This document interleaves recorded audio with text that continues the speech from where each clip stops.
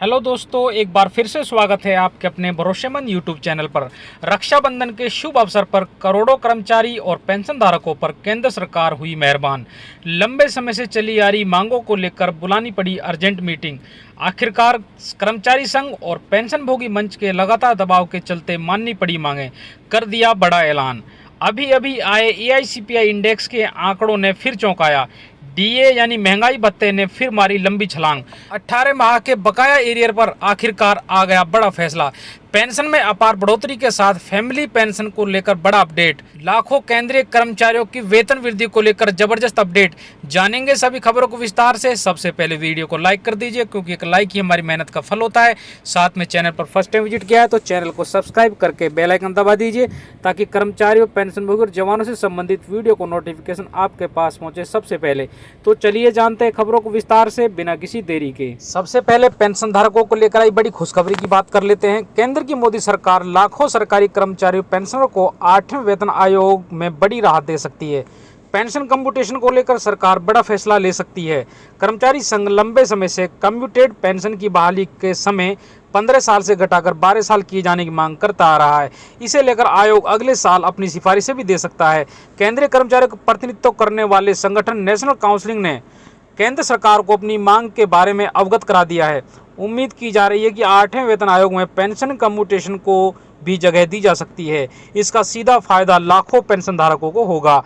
अब यहाँ पर एक सवाल ये भी उठता है कि आखिरकार कम्प्यूटेड पेंशन होती क्या है। इसको आसान भाषा में समझे तो एक मुश्त पैसा होता है, जो कर्मचारियों की पेंशन का एक हिस्सा होता है। रिटायर होने पर वक्त कर्मचारियों को एक मुश्त राशि लेने का विकल्प होता है। इसे ही पेंशन कम्प्यूटेशन कहा जाता है। हालांकि सरकार मंथली पेंशन से कुछ राशि काट लेती है, ताकि लमसम राशि की वसूली की जा सके। अगर आप कम्प्यूटेड पेंशन के तहत एक मुश्त राशि लेते हैं तो सरकार आपके पेंशन से 15 साल तक कुछ राशि काटती है।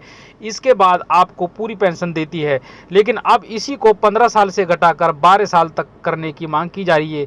यानी अब जो आपकी राशि 15 साल बाद कटनी बंद हो जाती थी, वो अब 12 साल बाद कटनी बंद हो जाएगी। अगर 8वें वेतन आयोग में इसको हरी झंडी मिलती है तो कर्मचारियों को 12 साल के भीतर ही पूरी पेंशन मिलने लगेगी। कर्मचारी यूनियन और पेंशनर का इस मुद्दे को लेकर कहना है कि 15 साल का समय बहुत ही लंबा होता है। यह आर्थिक दृष्टिकोण से अनुचित है, क्योंकि ब्याज दरों में कमी के कारण सरकार की वसूली की गणना में असमानता होती है, जिससे लाखों कर्मचारियों को अपनी पेंशन का एक मोटा हिस्सा गंवाना पड़ता है।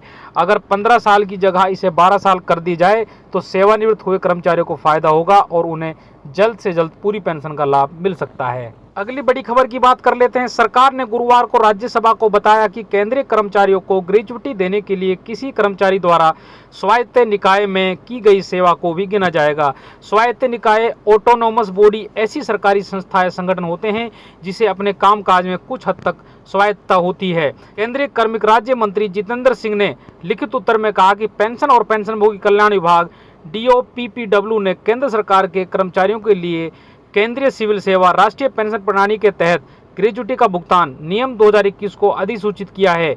ये नियम स्वायत्त निकायों के कर्मचारियों पर स्वतः लागू नहीं होते, लेकिन किसी कर्मचारी की ओर से स्वायत्त निकाय में की गई सेवा को भी ग्रेच्युटी देने के मामले में उनके सेवा समय में जोड़ी जा सकेगी।